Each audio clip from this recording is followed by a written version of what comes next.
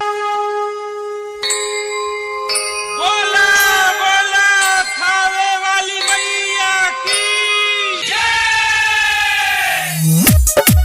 लाल चुनरी सैया ले आती, सैया ले आती। अहे देवी मैया, अहे देवी मैया। लाल चुनरी सैया ले आती, अहे देवी मैया, अहे देवी मैया। लाल चुनरी सैया ले आती, अहे देवी मैया, अहे देवी मैया। हम करब 9 दिन पूजैया, काला साप जमावे के बजैया, ले ले हम सुपारी पान के बतैया। पूजा पाठ के सामान जुटाबी, अहे देवी मैया, अहे देवी मैया। लाल चुनरी सैया ले आदी, अहे देवी मैया, अहे देवी मैया। लाल चुनरी सैया ले आदी, सैया ले आदी। अहे देवी मैया, अहे देवी मैया। लाल चुनरी सैया ले आदी, अहे देवी मैया।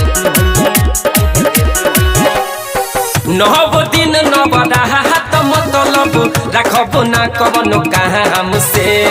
9 दुर्गा के पूजा हम तो करब बड़ी धूमधाम से, करब बड़ी धूमधाम से।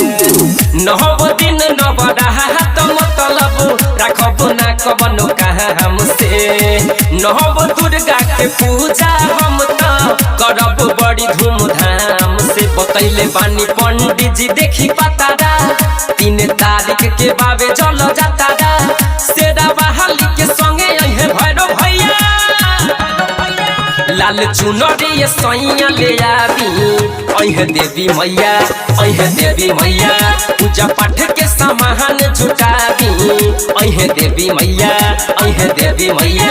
लाल चुनरी सैया ले आबी, सैया ले आबी। अहे देवी मैया, अहे देवी मैया।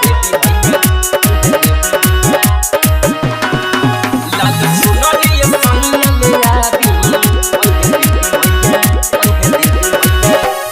सब कुंवारी के अपने आंगनवा ऐसो बोलावे के बाटे।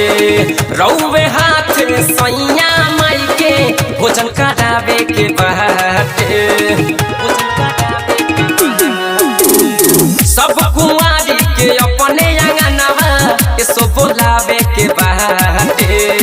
रौवे हाथ सैया माई के भोजन करावे के बाटे। तो बजाइए के बाद हो बजानावा, कृष्ण कपूर गई है भजनावा। हाथे हाथे कुंवारी के देबो हम रुपैया। लाल चुनरी सैया ले आबी, अहे देवी मैया, अहे देवी मैया। पूजा पाठ के सामान जुटाबी, अहे देवी मैया, अहे देवी मैया। एकता रिकॉर्डिंग स्टूडियो। Contact number 7982 720011.